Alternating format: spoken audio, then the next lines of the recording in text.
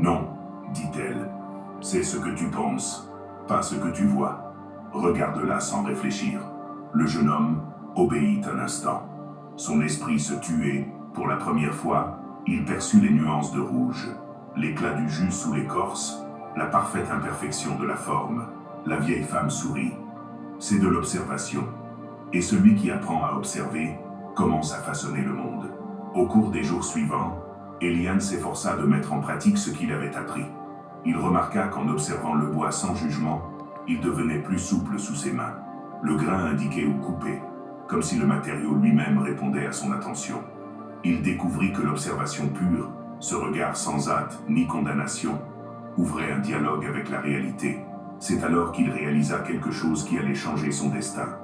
Rien dans l'univers ne résiste à ceux qui savent regarder sans peur, car le regard de la peur divise, tandis que le regard de l'amour unit.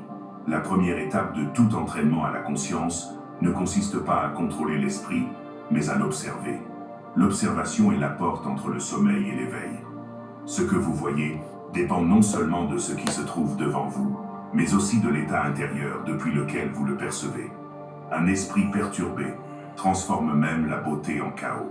Un esprit clair peut discerner l'harmonie au milieu du désordre.